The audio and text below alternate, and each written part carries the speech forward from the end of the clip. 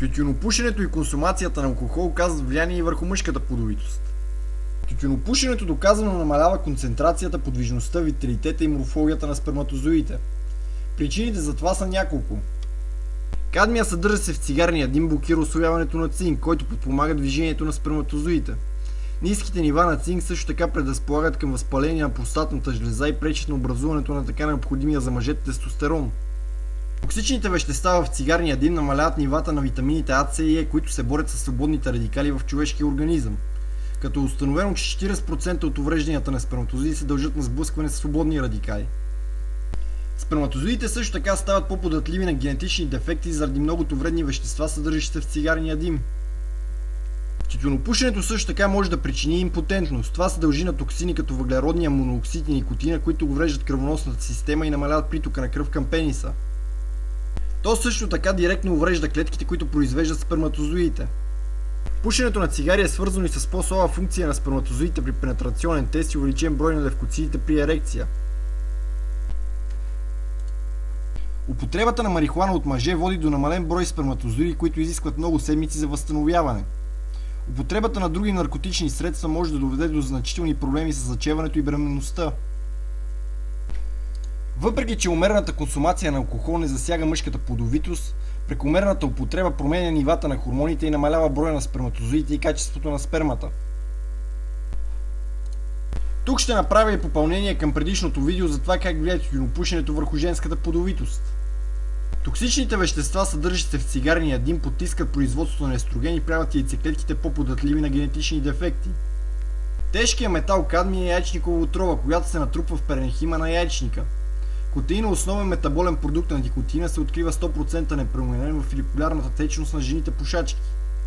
Пушенето на цигари намалява яйчниковия резерв, като менопаузата настъпва 1 до 4 години по-рано. Увеличава се и риска от ранна менопауза преди 35-та година. Пушачките отговарят по-слабо и на стимулация, като се изиска по-висока доза хормони, за да се постигне тя. При тях има повече канцелирани цикли, по-малък брой извадени яйцеклетки и успешни бременности. Жените, които пушат, забременяват средно от 6 до 12 месеца по-късно от непушачките, като е доказано, че ако пушенето се спре 6 месеца до година преди планирането на бременността, вероятността за успешно забременяване и износване на жизненоспособен плод е много по-голяма. При пушачките се увеличава и риска от извънматочна бременност, тъй като веществата, съдържащи се в цигарния дим, намаляват перисталтиката на маточни тръби и съответно затрудняват транспортирането на отделената яйцеклетка до матката. Тютюнопушенето увеличава и риска за развиване на автоимунни тиреоидни заболявания. При хората с субклиничен хипотероидизъм тютюнопушенето води до повишение нива на ТСХ и влошаване на биохимичните показатели. А недиагностицираният хипотероидизъм е причинител на повече от 6% от спонтанните задържани аборти и се асоциира с забавено умствено развитие на вече родените деца. Бременните жени, които продължават да пушат, често страдат от бактериална вагиноза поради намален имунитет. Това увеличава риска от късен аборт и преждевременно раждане. Повишава се и риска от усложнения по време на раждането и мъртво раждане.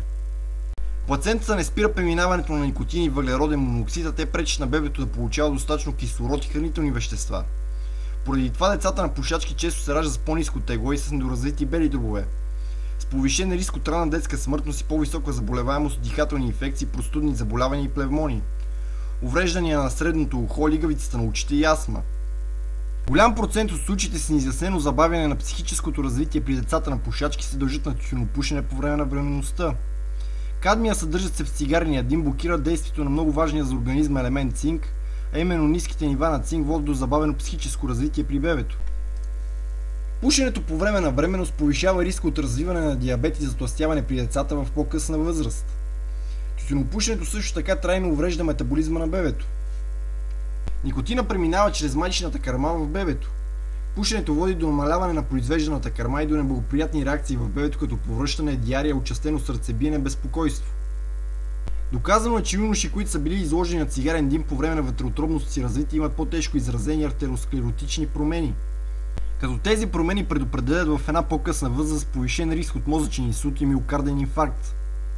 Организмите на децата съдържат никотин, дори ако родителите излизат да пушат навън. Както при жените, така и при мъжете ние същи аргументи важат. Докато някои правителства привидно се опитват да ограничат тютюнопушенето и консумацията на алкохол, все по-голяма част от развлекателната индустрия систематично представя употребата на алкохол, цигари и дори наркотици като нещо забавно, желателно и нормално. Друг фактор, влияещ на мъжката плодовитост, е наднорменото тегло. Броя на сперматозоидите може да бъде засегнат при мъжете с наднормено тегло. Излишните телесни мазнини преобразуват мъжкия хормон тестостерон в естроген, а тези естрогени намаляват стимулацията на тестисите, което потиска произвеждането на сперматозоиди и съответно намалява репродуктивната способност. Изследвания показват, че мъжете с наднормено тегло имат нива на тестостерон 24% по-ниски от мъжете с нормално телосложение. По-голямото количество телесни мазнини също така нарушава произвеждането на гонадотропин, освобождаващ хормон, който е от съществено значение за произвеждането на сперматозоиди. Според мен факторите, които причиняват огромните нива на затлъстяване сред жените, са актуални и при мъжете. Затова ви съветвам да прегледате предишното видео, ако още не сте го направили. Половопредаваните болести също могат да причинят стерилитет, като незащитения сексуален контакт увеличава риска за тяхното развиване. Някои половопредавани болести, включително хламидите и генореята, често пъти не предизвикват симптоми, особено при мъжете, така че те могат да не знаят, че са заразени. Нелекувани тези заболявания могат да предизвикат увреждане, което намалява броя на сперматозоидите в ерекцията и увеличава риска от проблеми с плодовитостта. Най-често срещаните половопредавани болести са трихомоназа, хламидиаза, генорея, хепатит Б, генитален херпес, спин, човешки папилонен вирус и сифилис. При полов контакт се предават и срамните въшки. Вирусните молуски също могат да бъдат пренесени по полов път. Според данни на Световната здравна организация, всяка година се откриват около 250 милиона нови случая на болести, предавани по полов път. Като случаите на хламидии в Европа са в най-високите си нива за последните 20 години. Източник на тези инфекции е болният човек. Основният механизъм за предаване е директен сексуален контакт, който може да е анален, вагинален или орален. Половопредаваните болести са едни от най-честите причинители на безплодие в световен мащаб. При жените тези заболявания могат да причинят тазовъзпалителна болест, а някои щамове на човешки папилонен вирус са свързани с рак на шийката на матката. Бременните, заразени с тях, имат по-голям риск от спонтанен аборт и преждевременно раждане. Значителна част от тях могат да причинят увреждания на плода и новороденото и да увеличат детската смъртност. Според мен причините за нарастването на случаите на половопредавани болести са няколко. Първата сред тях е недостатъчно голямата запознатост за симптомите и начина на протичане на голяма част от тях. Затова съветвам всеки да спре това видео и да прочете описанията, дадени в тази статия.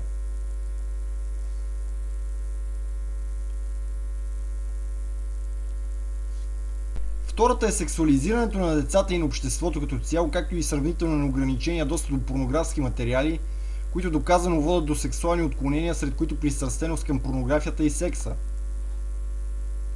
Третия голям фактор е приемането на десетки хиляди легални и нелегални имигранти от страни, в които венерическите заболявания са сериозен здравен проблем. И четвъртия и може би най-важен фактор, за който ще направя отделно видео, е лошата семейна среда. И тук естествено трябва да попитаме, защо повечето правителства не обръщат никакво внимание на тези проблеми и не взимат никакви мерки за тяхното разрешаване. Някои медицински състояния също могат да причинят импотентност и стерилитет. Болести като заушка, диабет, рак, заболяване на щитовидната жлеза може да повлият на репродуктивната функция при мъжете.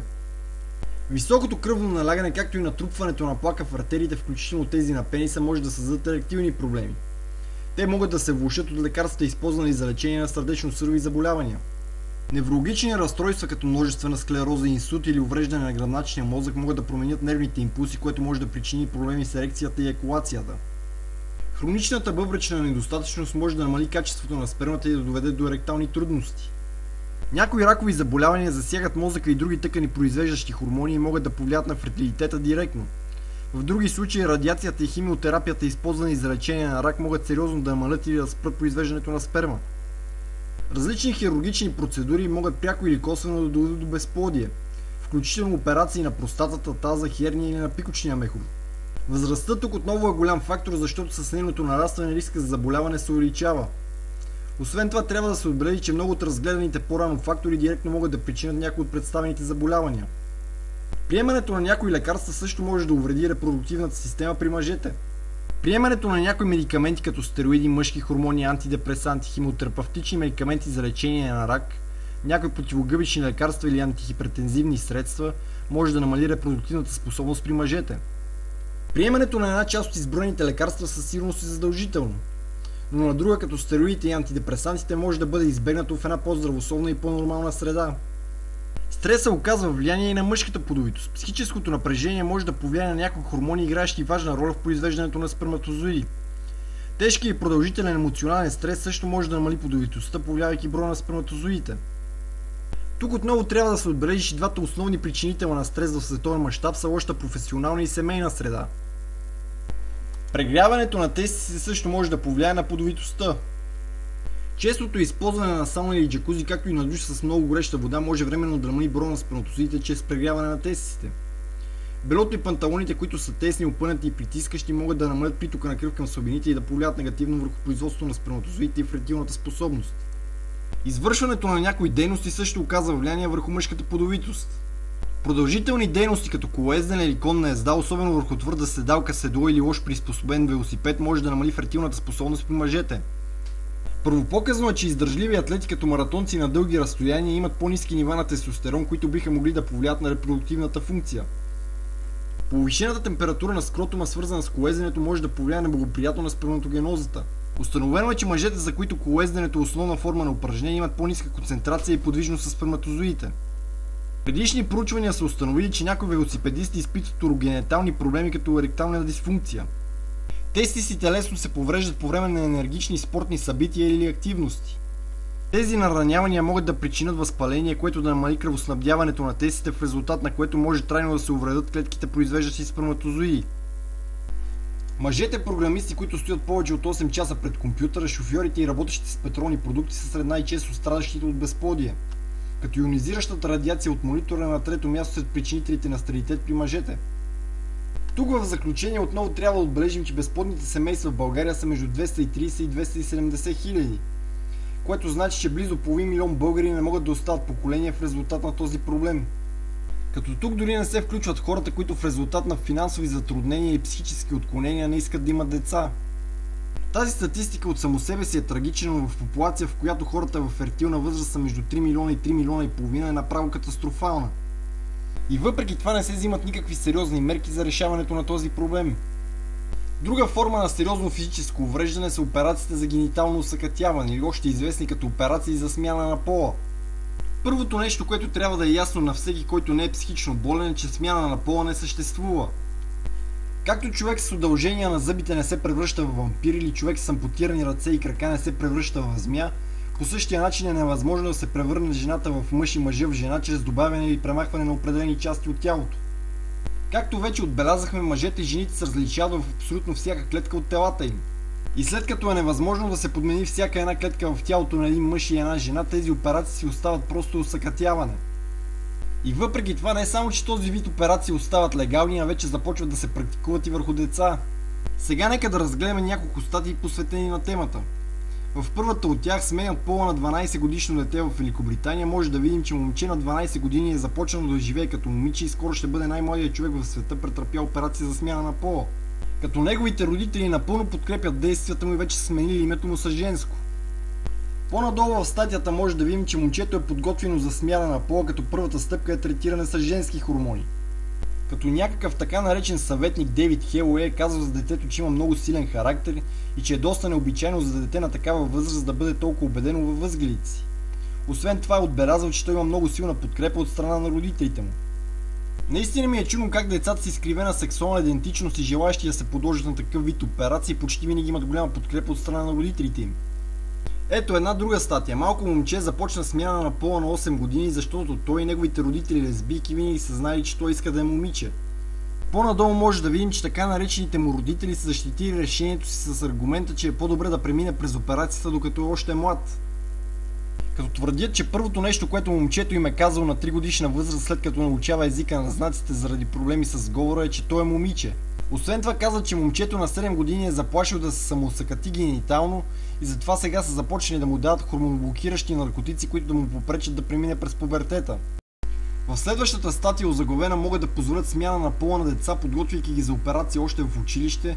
Виждаме, че фонд, работещ към системата на британското здравеопазване, предлага на 9 годишни деца да се предписват лекарства, които ще забавят началото на пубертета. Като става дума за месечни инжекции, които ще блокират хипоталамуса. Те ще забавят образуването на половите органи, като блокират произвеждането на половите хормони, тестостерон и естроген. В резултат на това при момчетата не мутира гласа и не се появява окосмяване по лицето, а при момичета спира менструалния цикъл и развиването на млечните жлези. С такива инжекции операцията за генитално усъкътяване била много по-лесна задача.